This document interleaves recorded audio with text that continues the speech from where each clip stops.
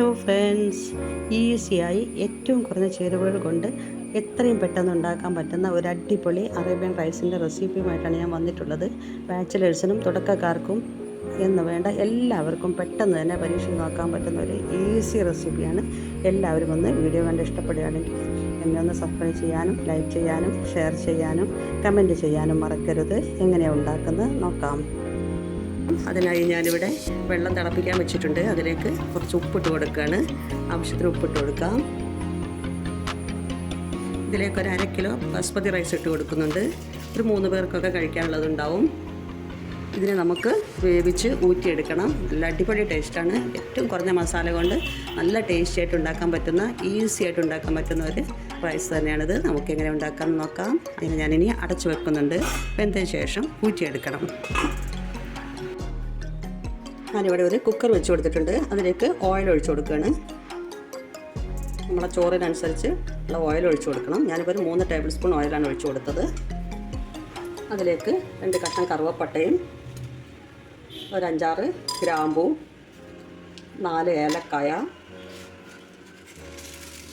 കുറച്ച് കുരുമുളക്, ഒരു വയണയില, കുറച്ച് ചെറിയ ജീരകം, ഇതെല്ലാം കൂടി നന്നായി ഒന്ന് മൂപ്പിച്ചെടുക്കണം. കരിഞ്ഞു പോകരുത്. കരിഞ്ഞു പോവാതെ ചെറുതായിട്ടൊന്ന് മൂപ്പിച്ചെടുക്കാം. കുറച്ച് ഇഞ്ചി വെളുത്തുള്ളിയും 2 പച്ചമുളകും ഉടച്ചെടുത്ത തക്കാളിയും ഒക്കെ ചേർത്ത് നമുക്ക് ഒന്നുകൂടി വഴറ്റിയെടുക്കാം. ഇനി ഇതിലേക്ക് നമ്മൾ മാരിനേറ്റ് ചെയ്ത് വെച്ച മട്ടൺ ഇട്ട് കൊടുക്കുകയാണ്. 250 ഗ്രാം മട്ടണാണ്. ഒന്ന് വെള്ളക്കളറായത് വരെ ഒന്ന് വഴറ്റി കൊടുക്കാം. ലോ ഫ്ലെയിമിൽ വെച്ചാൽ മതി. 1 സ്പൂൺ മല്ലിപ്പൊടി ഇട്ട് കൊടുക്കാം. ഒരു 1/4 സ്പൂൺ മഞ്ഞൾപ്പൊടി കൂടി ഇട്ട് കൊടുക്കാം. ഉപ്പും ചേർത്ത് കൊടുത്ത് ഒന്നുകൂടി നമുക്ക് ഇളക്കിയെടുക്കാം.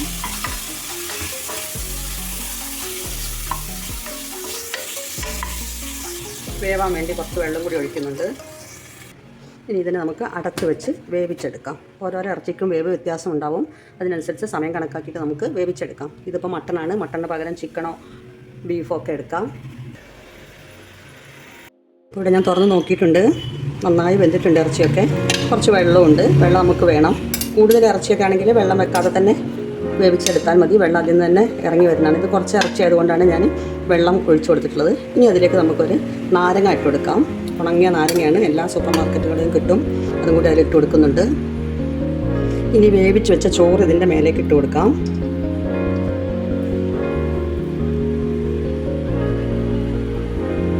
മുഴുവൻ ചോറ് ഞാൻ ഇതിൻ്റെ മേലെ ഇട്ട് കൊടുത്തിട്ടുണ്ട്. ഇനി ഇതിൻ്റെ മേലെ നമുക്ക് കുറച്ച് നെയ്യ് ഒഴിച്ചു കൊടുക്കാം.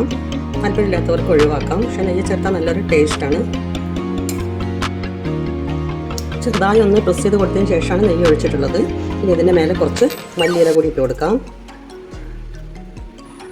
ഇനി നമുക്കിതിനെ അടച്ച് വെച്ച് ലോ ഫ്ലെയിമിൽ സ്റ്റീം നന്നായി വരുന്നവരെ നമുക്ക് കത്തിച്ച് കൊടുക്കാം.